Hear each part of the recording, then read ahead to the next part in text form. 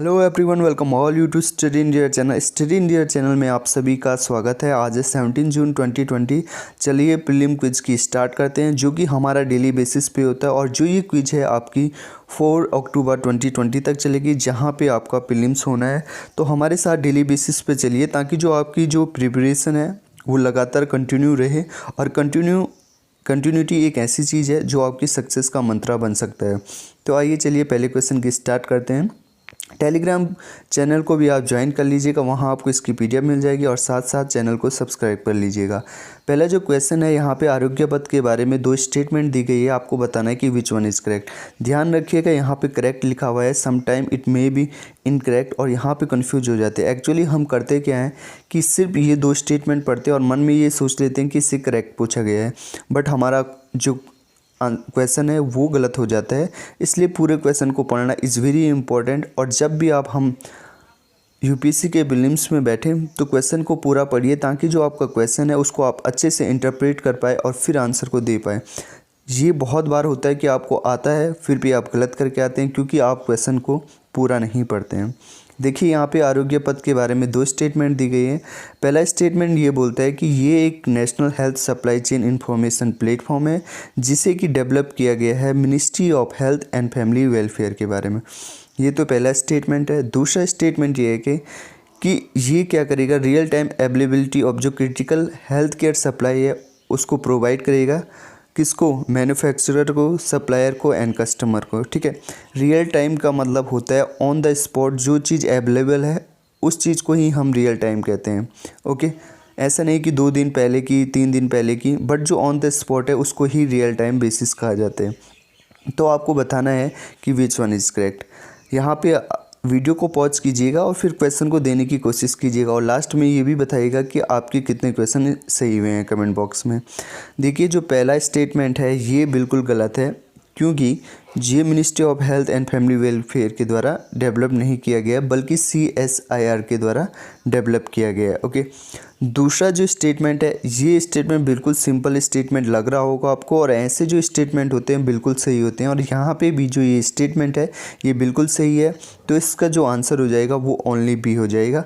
तो आपका आंसर इस तरीके से होगा। यहाँ पे कुछ एक्सप्लेनेशन है आपके पास। देखिए, आरोग्य पथ एक नेशनल हेल्थ सप्लाई चेन है, इन्फॉर्मेशन है। आरोग्य पथ, क्योंकि आपको पता है कोविड-19 के चलते जो हेल्थ केयर की जो सप्लाई है उसमें थोड़ा सा डिससिमेट्री आ गई है, तो इस चीज़ को सिमेट्रिकल करने के लिए आरोग्य पथ को लाया गया है। दूसरा, इसको डेवलप किया गया है, ये इनिशिएटिव है CSIR, council of scientific and industrial research.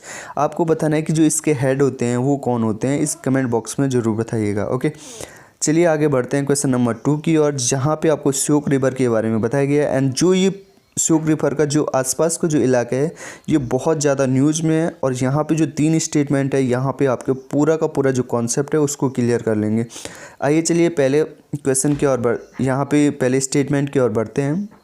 यहाँ पे बताया गया है जो ये श्योक रिवर है ये इंडोरिक रिवर है, जो कि ड्रेन होती है पेनसोंग सो रिवर में, सो लेक में, सॉरी। ओके, जो दूसरा स्टेटमेंट है यहाँ पे, कर्नल चेवांग रिंचिन ब्रिज, जो कि कनेक्ट करता है दारबुक को दौलत बेग ओल्दी से, इसे बिल्ड किया गया है श्योक रिवर पे। क्या ये सही है या गलत है, इसको बताना है आपको। दूसरा, यहाँ पे तीसरा जो स्टेटमेंट है, जो एक गालवान रिवर है ये ट्रिब्यूटरी है श्योक रिवर की। तो आपको बताना है इन तीनों स्टेटमेंट में से कौन सा स्टेटमेंट सही है, यहाँ पे करेक्ट। ओके, सही पूछा गया है, तो आपको बताना है इनमें से कौन सा सही है। देखिए, अगर आप इस क्वेश्चन को कर पाएंगे तो आपको इसका मतलब इस पर्टिकुलर जो रीजन है, जो कि बहुत ही ज़्यादा न्यूज़ में है due to the India and China conflict, okay, confrontation, तो इसके कारण ये जो रीजन है ये न्यूज़ में है। आप बताइए कौन सा स्टेटमेंट सही है।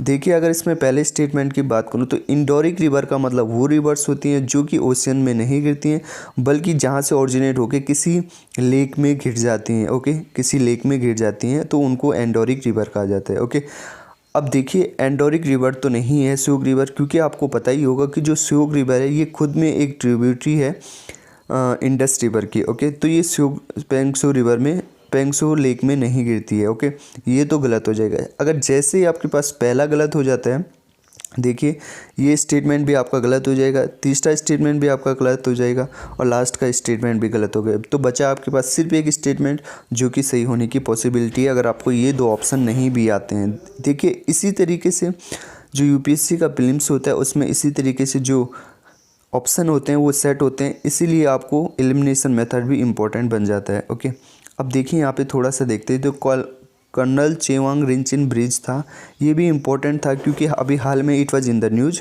और देखिए मैं आपको थोड़ा सा यहाँ पे देखिए मैप के जरिए, भले ही हमने यहाँ पे मैप नहीं दिया है बट मैं आपको बता देता हूँ कि क्या है इसमें। देखिए यहाँ पे ले है, यहाँ पे दारबुक है, यहाँ पे श्योक है, यहाँ पे दौलत उल बेदी, ठीक है, दौलत उल बेदी है, ठीक है, और यहाँ पे यहाँ से ये श्योक रिवर जा रही है, ठीक है। अब इस जगह से जो कि लाइन ऑफ एक्चुअल कंट्रोल है, यहाँ से आती है गालवान रिवर और जो कि यहाँ मिल जाती है। ओके, तो ये श्योक रिवर है और ये गालवान रिवर है जो कि यहाँ पे मिल जाती है और यहीं पे ही स्टैंड ऑफ चल रहा है। तो और इस यहाँ पे ब्रिज भी बनाया गया है जिसे कि कर्नल चेवांग रिज ब्रिज कह रहे हैं हम। तो आप देखेंगे कि ये श्योक रिवर इस तरीके से आ रही है और ये गालवान रिवर इसको मिल रही है और फिर ये आगे जाके इंडस रिवर में मिल जाती है। तो ये ले है, ये दारबुक है, ये श्योक है, ये दौलत उल बेदी है, जहाँ पे कि अभी हाल ही में रिवर ये कंस्ट्रक्शन जो रोड का जो कंस्ट्रक्शन है उसको कंप्लीट किया गया था। ओके, तो इस तरीके से आपको यहाँ पे कॉन्सेप्ट क्लैरिटी हो गई होगी। देखिए कुछ और इन्फॉर्मेशन है श्योक रिवर के बारे में। श्योक रिवर की और भी ट्रिब्यूटरी है जैसे कि गालवान रिवर, नुब्रा रिवर। आपने नुब्रा वैली के बारे में ज़रूर सुना होगा और पिछली बार 2019 में क्वेश्चन भी पूछा गया था इस पे कि जो नुब्रा वैली है ये सीधे कनेक्ट करती है सियाचिन को। ओके, एंड सालतोरा रिवर भी श्योक रिवर की क्या है, यहाँ पे ट्रिब्यूटरीज है। देखिए जो ये पूरा जो एरिया है it is very important. Indus Nubra valley के बारे में पूछ भी चुकी है यूपीएससी एंड फिर से पूछे जाने की बहुत ही ज़्यादा संभावना है क्योंकि ये बहुत ही ज़्यादा न्यूज़ में है। क्वेश्चन नंबर 3 को और बढ़ते हैं। राज परबार फेस्टिवल के बारे में यहाँ पे बताया गया है। यहाँ पे बताया गया है कि ये 3 डे लॉन्ग फेस्टिवल है जो कि सेलिब्रेट किया जाता है उड़ीसा में। दूसरा स्टेटमेंट ये है कि ये मदर अर्थ को डेडिकेटेड है ये फेस्टिवल, और जो पीपल है do not undertake any construction work to tilling during the festival. Okay, यहाँ पे टिलिंग का कोई वर्क नहीं होता है ओके ड्यूरिंग दिस फेस्टिवल। तो आपको बताना है कि इनमें से कौन सा सही है। देखिए अगर पहला आपको पता हो तो ये उड़ीसा में, क्योंकि ये हाल में ही 1-2 दिन पहले न्यूज़ में था और मदर अर्थ के लिए ही डेडिकेटेड है। इसमें कोई कंस्ट्रक्शन वर्क और टिलिंग नहीं होती है ड्यूरिंग दिस फेस्टिवल।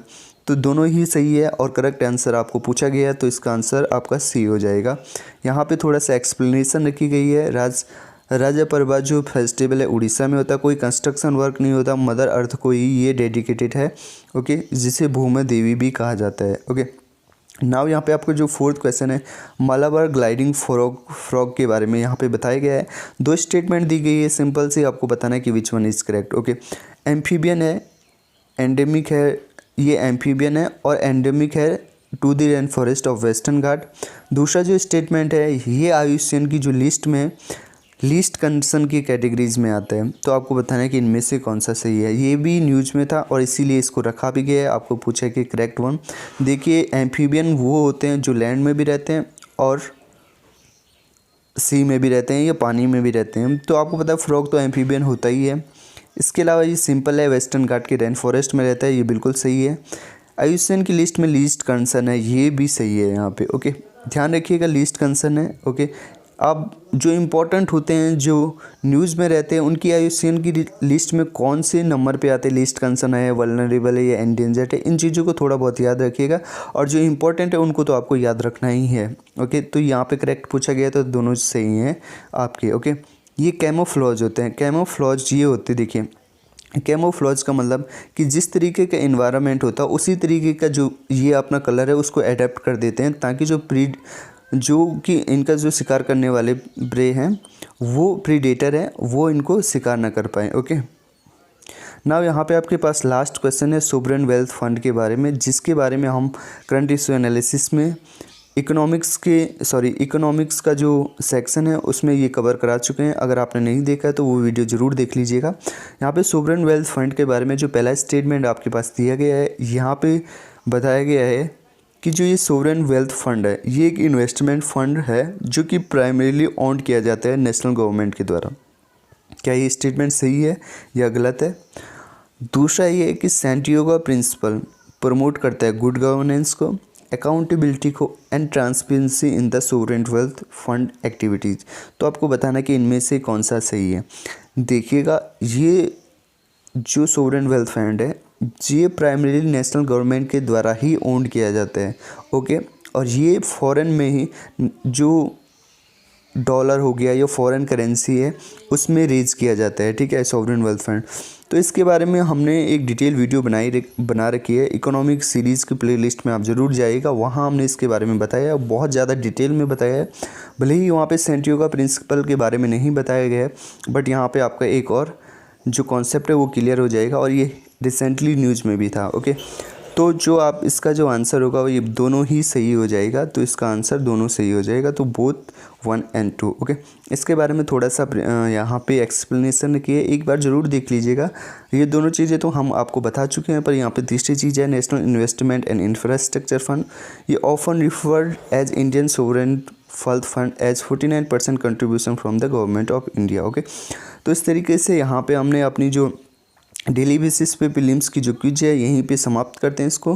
बट एक चीज़ ध्यान रखिएगा, आप डेली बेसिस पे हमसे जुड़ते जाइएगा, क्योंकि हम आपके लिए ऐसे क्वेश्चन लेके आ रहे हैं जिनकी मोस्ट प्रोबेबिलिटी है यूपीएससी प्रीलिम्स में आने की। ओके, सो चैनल को सब्सक्राइब कर दीजिएगा। So thank you for the day.